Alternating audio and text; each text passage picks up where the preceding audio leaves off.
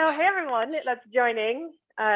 Today we have a great interview with Janine Hall from Escape Haven, and it's all about how to transform your wellness brand into a multi-million-dollar retreat business, which is super exciting. It'll be a great topic. And I do want to thank Janine in advance. It is very early in Bali. It is 5 a.m. there.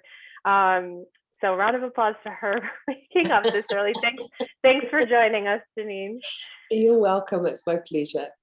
Yeah, and so I'll just start off by giving you a quick, giving you a quick bio, or giving our viewers a quick bio if you're watching this live or later.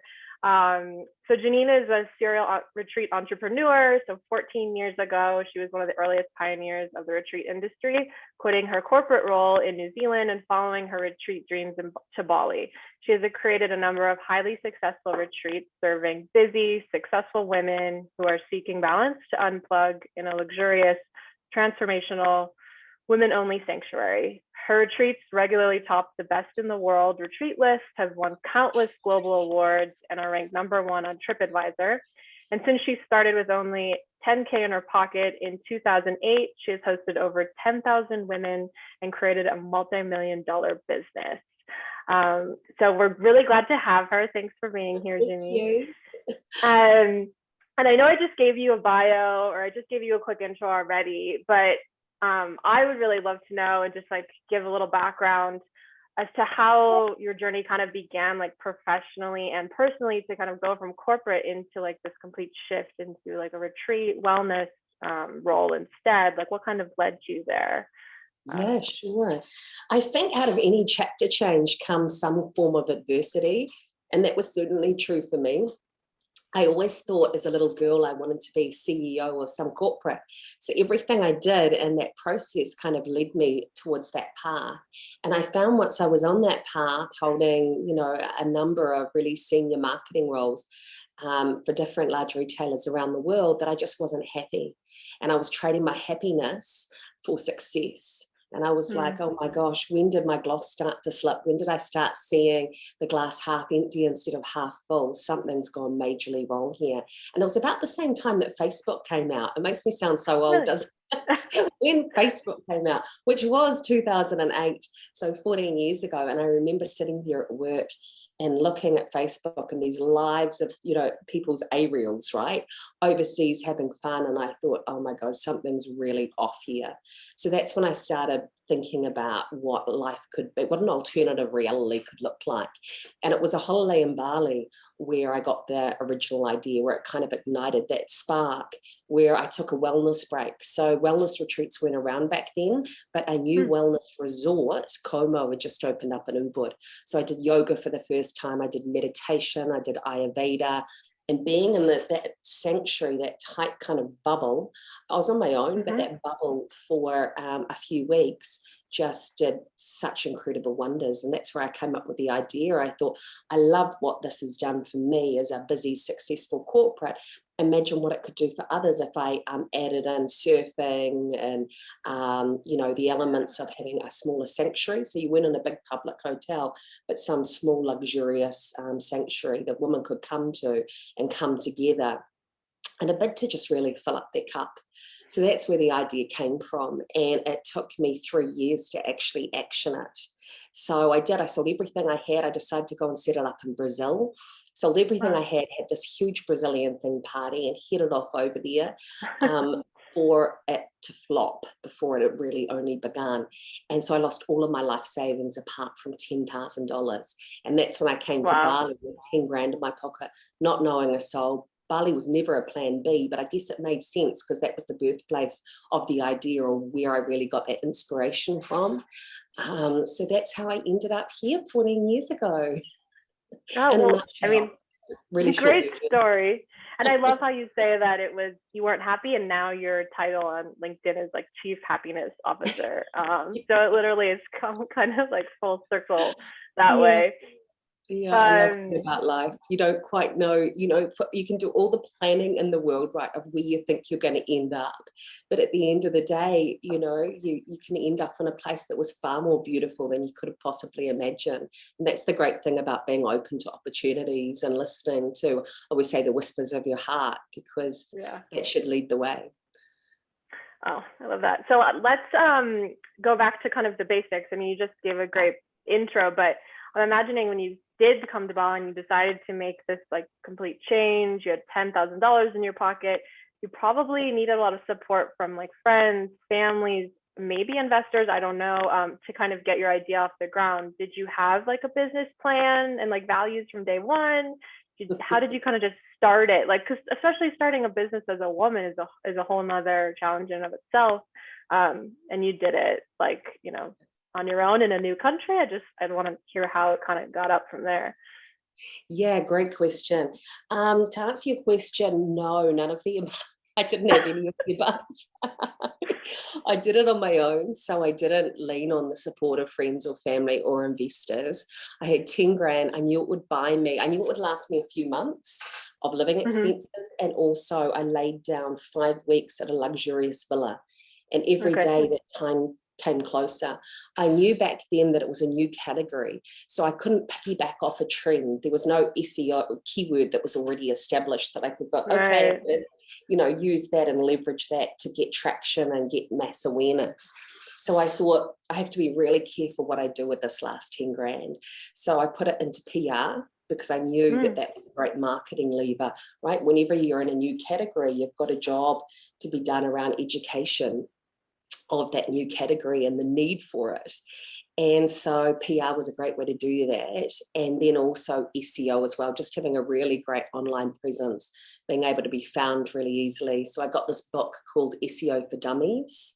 Those books that are always, XXX for dummies. I bought one of those, read it cover to cover, got a digital agency to create a website. I'd done market research. So I'd really spoken to my target customers before I'd left, and really Okay. established, just through these qualitative research groups. I held 3 of them, understanding what their hierarchy of importance was in terms of a retreat. So that's what I built my retreat around, and making sure that service delivery was king in any decision I was making. And it still is to this day. So I'm really glad I spent that time on doing those research groups to start off with. And then SEO, so making sure that we were visible was really key. And then PR. So I put together a press release because it was new. So, publicists, journalists, they love things that are new and that are newsworthy. So it was really easy for me to get some traction that way. And so much so that it got picked up by a wonderful editor in Australia. And my trickle of leads, because you always start out from a base of 1 or a base of 0, right? I actually had a Sure. base of 2, my mum and my best friend, and that Okay. was, Yeah. that was kind of it. So it was very much about trying to build a list and create a list, create a sense of establishment, because no one had heard of me before and they hadn't heard of retreats. So PR was a really great way of doing that. As soon as you've got referral from a trusted source like a media publication, that gives you such a huge leap forward. And then having an asset like a website that looks very professional, and a brand, the brand was created so it had that sense of establishment with the logo design, that helped too. So I went to and I still remember to this day, I went to my computer, the 5 weeks was approaching really soon, and, this trickle of leads coming through. I still had no bookings. And I'm like thinking, oh my God, I've got no plan C here. What is going to happen? And I open up my email and I have thousands of emails. Honestly, Wow. thousands of emails. So this press release that I'd done for this journalist, that had become the lead travel story for the Australian papers. So Sydney Morning Herald, Melbourne Age, Brisbane Today, and it was the pop-up on their internet site as well. So I went from 5 weeks fully sold out. I put on another 20 weeks. So I had 25 weeks, and within a few weeks, I'd sold out 25 weeks. Then CNBC called, and then I was flown down to Sydney to be on the Barefoot Investor and Channel 10. So it just sort of snowballed from there. And I think, again, that's the great thing about having something that's a new angle, something that's newsworthy, because you can get traction that way. And all of that didn't cost me anything. So I think that's really important when you're starting out as a retreat entrepreneur, thinking there's so many levers that you can pull. I like to think of it like a airline, like pilots. What do you call it? Where those pilots sit, like the helm, and they've got so many different levers that they can pull that are going to make the plane go.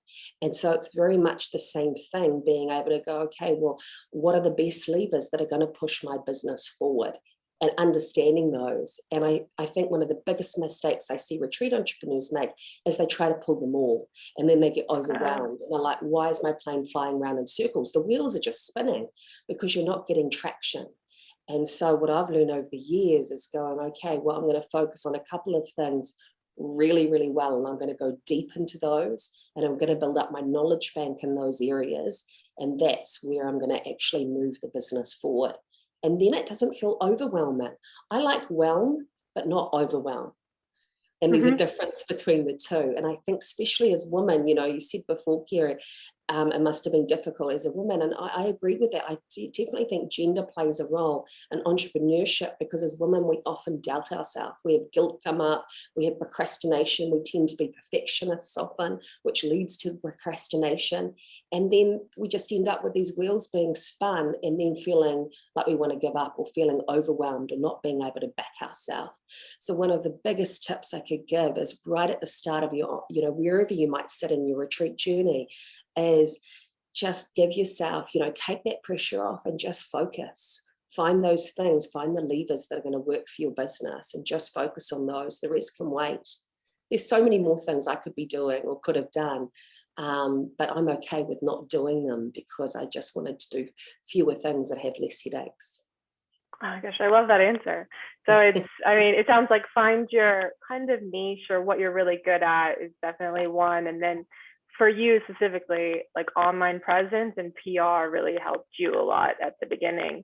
And then from that, so at this point you have a location, you have a center, you have for your retreats, it's selling out. Like, how did you find the other, I guess, not really vendors or suppliers, but like, how did you find the yoga teachers you wanted to use? And in the future, how did you decide what other locations you might be opening, or like, how did you find the right suppliers that were fitting with your values, I guess? Yeah, so how did I attract sort of the team, you mean? So suppliers and as we grew. Did you make sure that they had I don't know, were you seeking them out saying, I really want to, I want someone who's doing this really well. That's my value. So I want to make sure they're doing that well too. And, did you kind of have that mindset in mind when you partnered with other people for your retreats? Yeah, absolutely. And look, we got it right sometimes, we got it wrong other times as well. But I think you're right in terms of looking at it from a value perspective. I think when you understand your brand values, and often you might not know at the start, you might just guess, okay, well, I think I want my brand to stand for this or stand for that. You kind of feel your way through that at the start. And I think once you've got a really good understanding and feeling about what it truly encapsulates and what you want to put out there, and then you talk about that or communicate that, you attract the right tribe around you, you attract the right customer type, and you attract the right team and suppliers around you too. And then you can talk from a value-based perspective when you are entering different partnerships or agreements. I would say to that though, it's very easy for someone to identify with specific values, or to say, oh yes, that resonates with me. But that's the great thing about trials. And I think it's really important to have contracts in place right at the beginning. It's something that I learnt after skinning my knees a few times in the first few years, because that way you can fail fast if you need to. I think having the right team will really make your retreat. Having the wrong team can cause you immense problems as well. Yeah. What you want to do is to be able to act fast, and what I call fail fast, if you need to, around anyone that might not be the right fit for your brand. Because often what happens with retreats is people love retreats, right? And people all have different ideas of how retreats could look or how they could be run. So it's really important to have people that share the same vision as you, that are supporting your retreats, and have the same kind of values around customer care. As I mentioned right at the start, one of the biggest and most important things that's really been instrumental to our brand success and those 10,000, customers that have been so happy, is making sure that our customer was queen. I was going to say customer is king. No, she was queen, through all of that. So all of our decisions were very, very customer centric.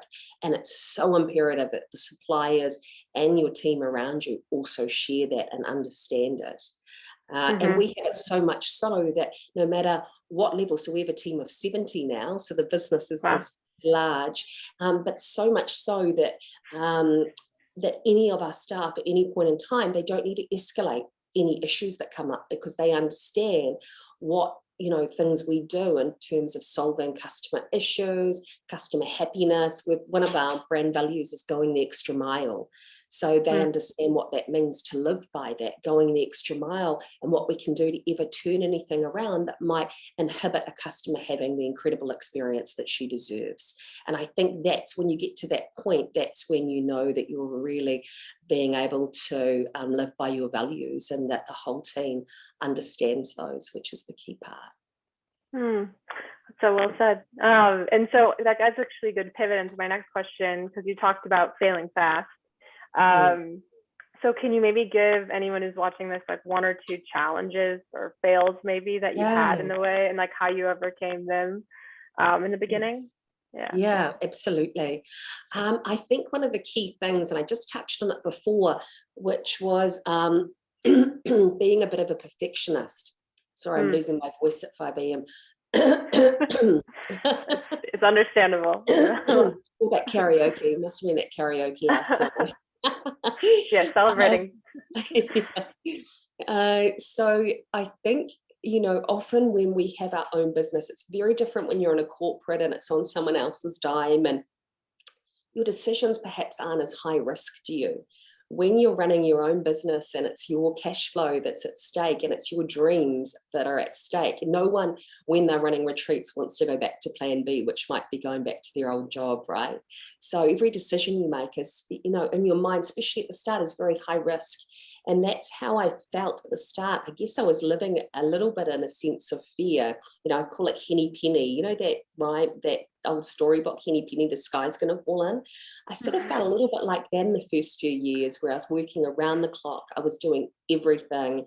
I was so determined not to go back to my former corporate life and to make things work. And I believed that hard grit and determination would get me there, but I took it to the extreme.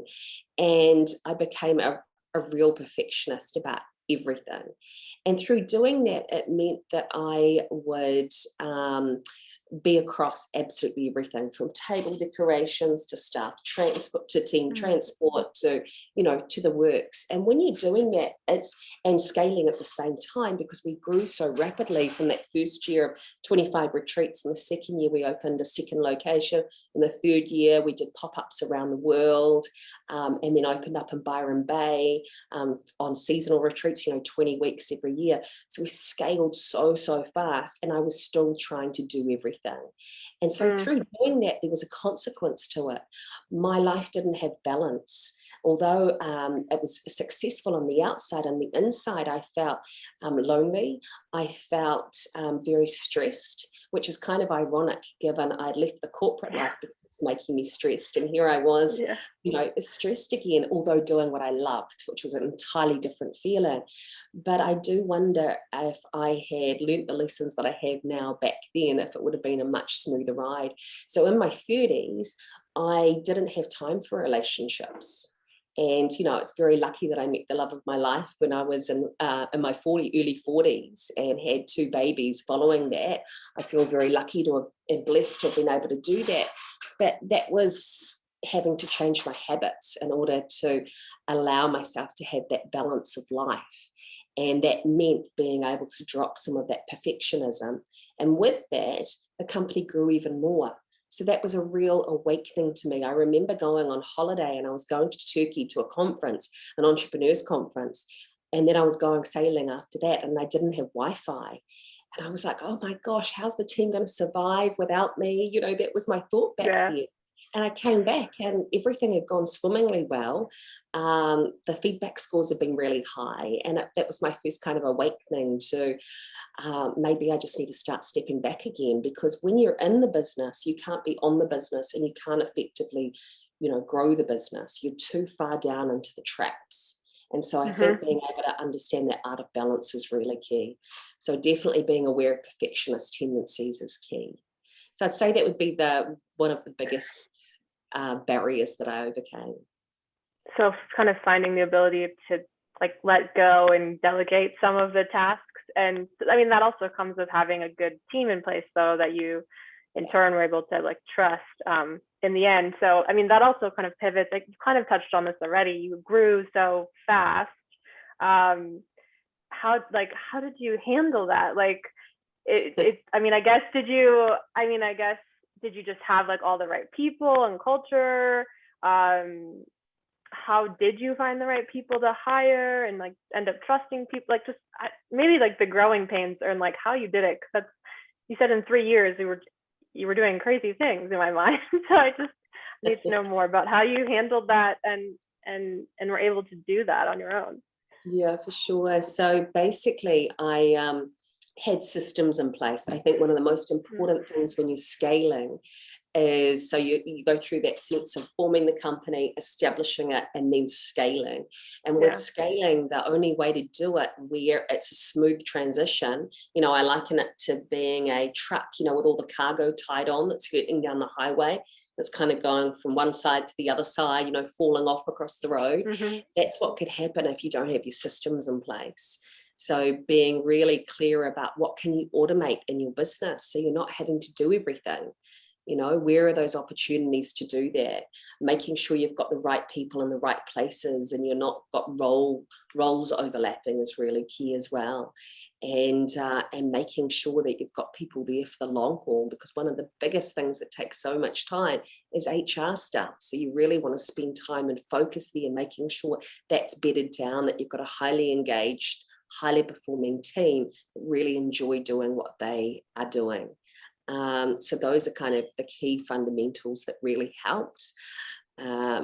You know, making sure that we scaled with ease. There definitely were times when things didn't go according to plan, as it happens, but now being in business for 14 years, so much of our team have been with us for so long that it's made things easy, particularly when I got pregnant.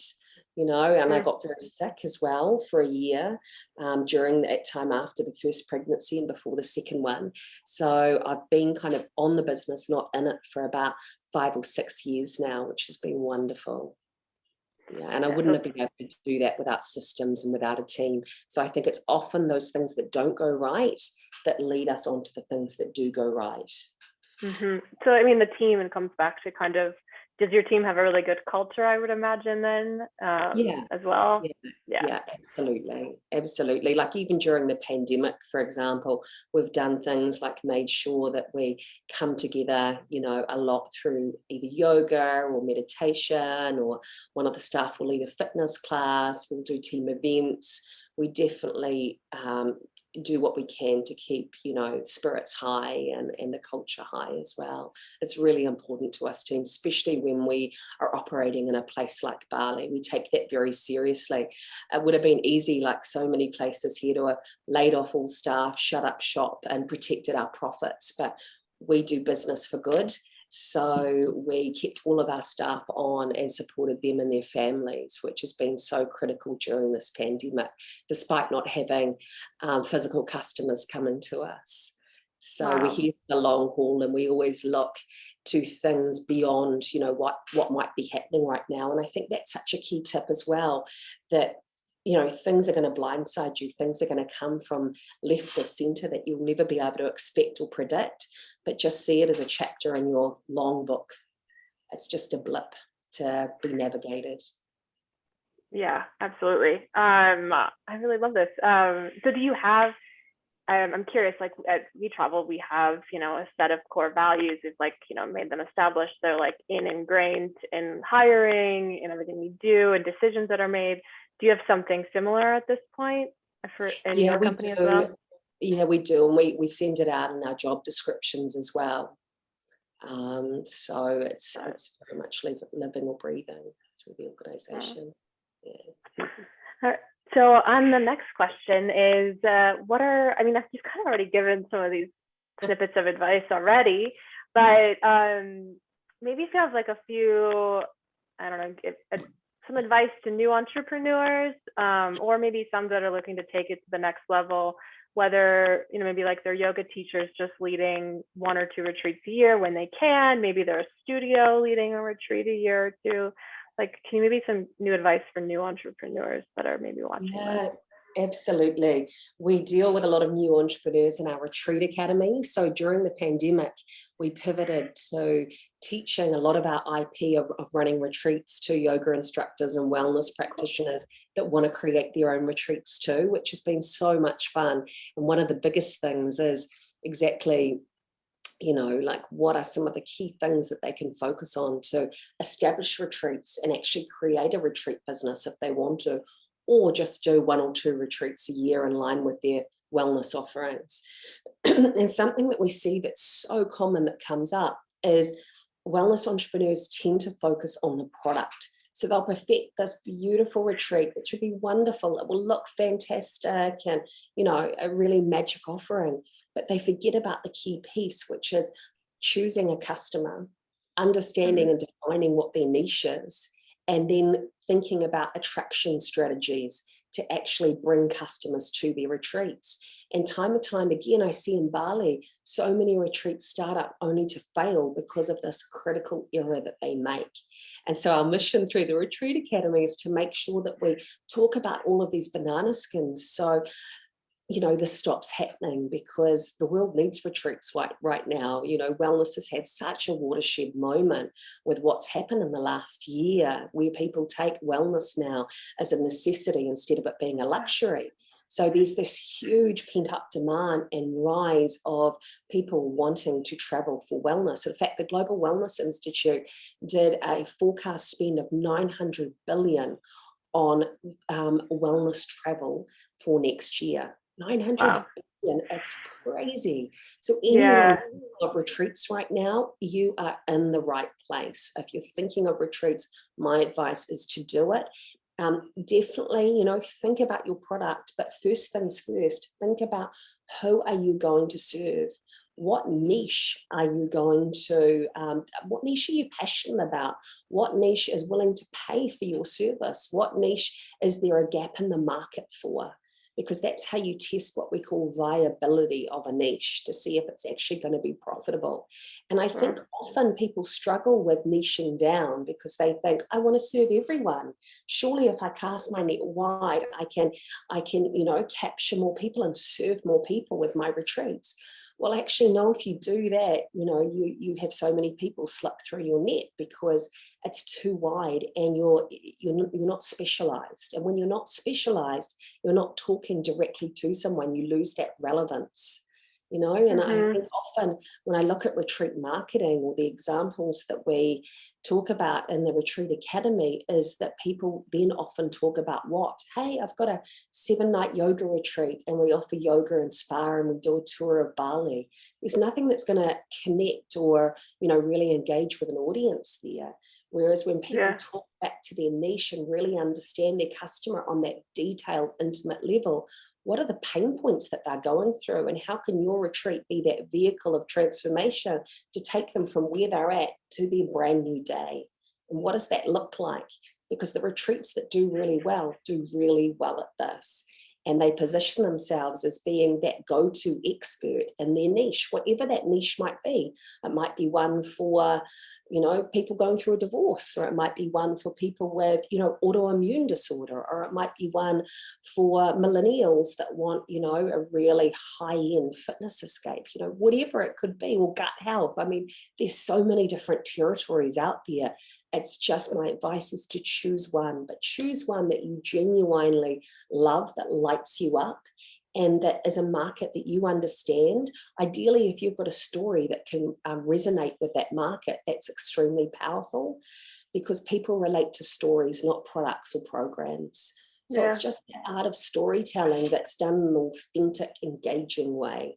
And that's so key, where there's so many retreats out there. There's room for so many more retreats. You know, I often get asked that question again in the Retreat Academy, you know, is the market too saturated? Absolutely not. But you've got to think about your niche, and you've got to think differently and market yourself in more of a niche way. I have a follow-up question. I didn't ask you this, send you this in advance, but now I'm thinking, like, how do you, I would assume you get a lot of repeat business and loyal customers. How do you keep that community and like loyalty base after their first retreat with you? Is it just about giving a great experience on the first retreat? Do you have like follow-up that you have in place as well? Yeah, so basically and it's so important, like if you think about the customer life cycle and the value journey that they go through, it takes so much effort to get a new customer, to acquire a new customer, and then to step them through, usher them through the, you know, the 8 different stages of the customer value journey up to that referral stage where they've come and experienced your retreat and love it. That it's so important to be able to actually make sure that any customer that comes has an incredible experience, so they'll then refer you. We have approximately 30% of our customers return and refer us.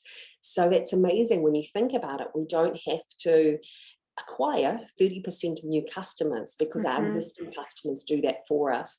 And the way in which we enable that to happen is we make sure that they're wowed when they get there. We make sure that our marketing and our operations work hand in hand, and we hold back some surprise and delight moments. We call them wow moments. So when they come, we surprise and delight them. And I think that's really key. A big mistake that I see with a lot of retreat entrepreneurs, I mean, I see it weekly.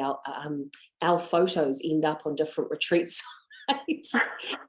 I'm like, that's crazy, because if your retreat marketing is an authentic representation of the experience that you're going to be able to offer, then you're going to get that disconnect and you're going to get dissatisfied customers. So you want to make sure your marketing is, of course, aspirational, but it is relatable to actually what they're going to be getting.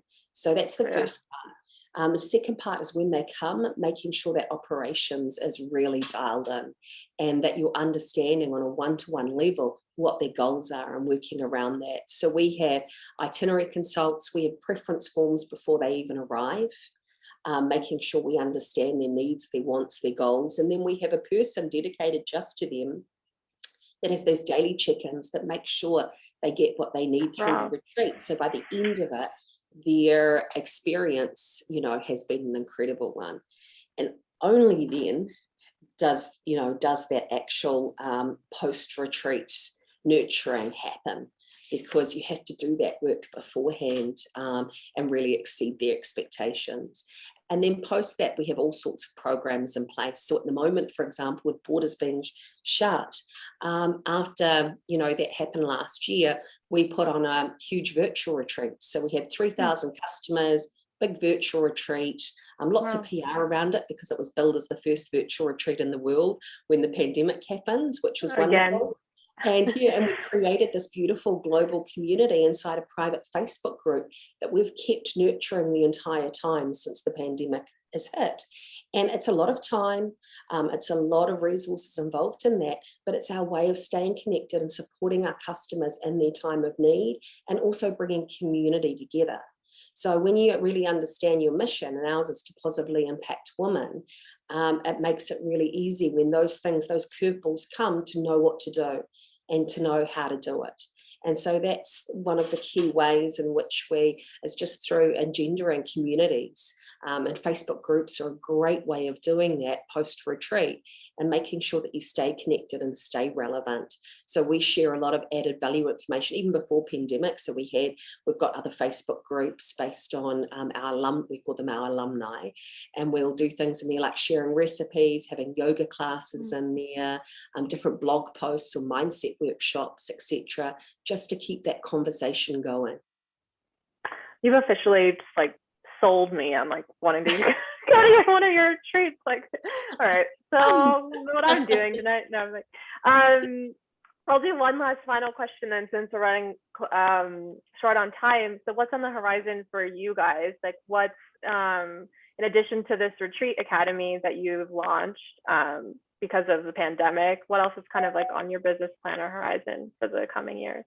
Yeah, so yeah, as you mentioned, so the Retreat Academy is obviously a big focus for us because we want to help as many budding retreat entrepreneurs as possible establish profitable sold out retreats around the world, because it's such a great time to do that. We had just launched before the pandemic hit beautiful boat-based retreats. So yeah, which has just been my dream for so long. So down in Flores National Park, dive retreats, so diving, hiking, snorkeling, water sports, breath work, and yin yoga. So kind of being able to immerse yourself in nature, get right off the grid, excuse me, Okay. and have these incredible, once in a lifetime bucket list sort of experiences. So we just done that. We just run 2 before the pandemic hit. So we've got dates lined up to do that. And some of those will be signature retreats like entrepreneurship retreats. So again, as part of the academy, we'll take some of our students away and do some masterminds on top of those and some coaching experiences on those as well. And then in Bali, it's very much building up once again, when our customers come back. So we're just looking at different offerings in line with trends that we're seeing come through. So we're looking at things, biggest wellness trends that are coming through are things like gut health, because everyone's focusing on their immune system, and gut health is so critical to that. So we're just working with our nutritionist on making sure that, we talk a lot around that in terms of our food and our menu. So we're developing our menu. The benefit of having this year and keeping all of our staff on as well, as we've been in full training mode with our menus have been overhauled. We've looked at our programs. We see a huge emergence around people coming to retreat and wanting more than pampering. They want to have a holiday that changes their perspective and changes their outlook. So we've created self-development retreats, for example, is a really key one. We've bolstered our healing offerings and also our fitness activities as well. So those are the key things on the near horizon. But yeah, we've been excited. I guess like anything in life, when you get thrown a curveball, you go, how do you make the most out of this? What can you do? You can't change what's happened. We're all in this together. We're all here right now. There's ambiguity around everything. We can't plan anything, but we just make the most of the situation and go, okay, well, how do we make the best of this? And that's what we've been doing. Awesome. Well, thank you so much for taking the time this early morning to chat with me. For anyone who's watching, we'll be doing another one of these next month in the Retreat Leader Hub. So if you have any recommendations, or if anyone has any tips or things that they want to hear about, please send them my way. I would love to know what people want to hear about next from our audience. And thanks again, Janine. We'll link your Retreat Leader Hub again in this video once it's recorded. I don't know how this works, but you know what I mean. We'll link all of your stuff everywhere, and people can find you.